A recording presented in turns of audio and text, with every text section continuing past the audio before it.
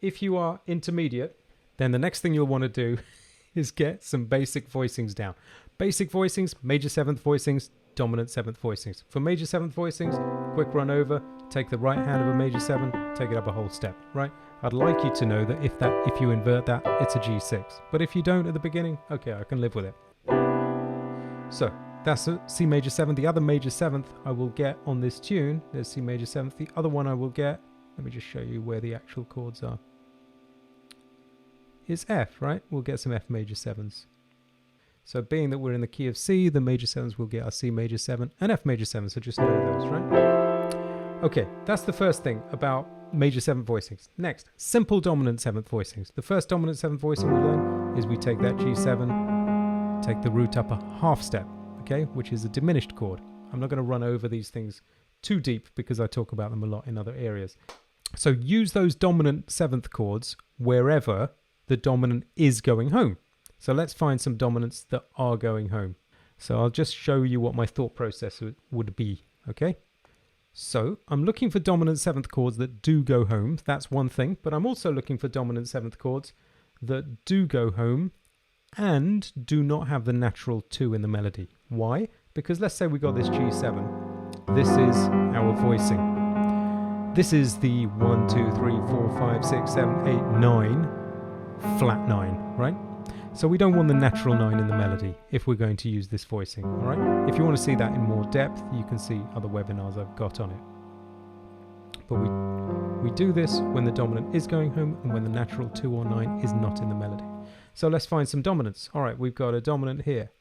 Is it going home? Yes, it's going to C.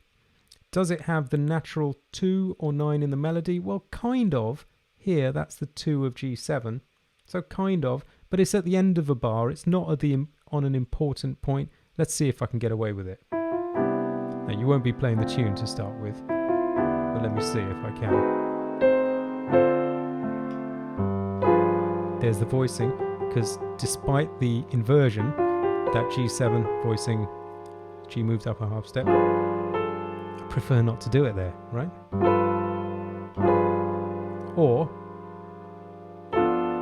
you've got to get rid of it quickly, right? Which is fine if you're playing solo piano, you can do that. So that's a maybe, as long as you could just about get away with it. Just about, right? So I'm going to say yeah. Okay, this E7, we're only looking for dominant chords. Is it going down a 5th to major or minor? That's what we consider home. Yes, it is. Does it have the natural 2 in the melody? The natural 2 of E is F sharp. No. So we're fine there. So E7, root goes up a half step, and that's our voicing. To A minor, fine. So far we have 1, 2, 3. Voicing there. Again, you should just be playing chords if you're starting out. That's fine. That's the E7, right? Root moved up a half step. A minor. Okay. So far we've got major 7th voicing, and we've got those two dominant 7th voicings. A7. Okay, that's our next dominant. Is it going down a 5th to major or minor? Yes. It's going to D minor.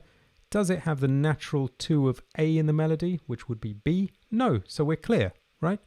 So there's an A7, root moved up a half step.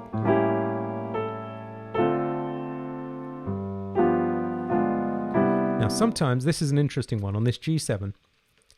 First of all, is it going home or not? Yes, it is, because it's going down a 5th to major. So that bit's taken care of.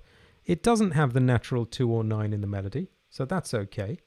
That would be, actually, yes it does. Yes it does, right. Why?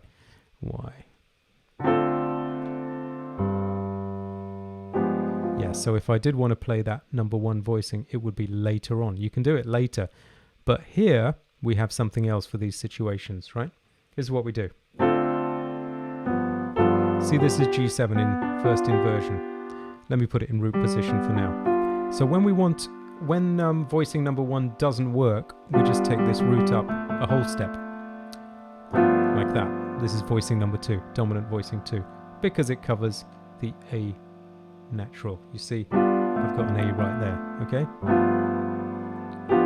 For more advanced people, you might put, so that's a voicing 2, right? More advanced people, you might put a voicing 1 just on that F later. So voicing 2, voicing because the G's moved up a whole step, and then a diminished one where G's moved up a half step, voicing 1. So you could use 2. This is how it would sound.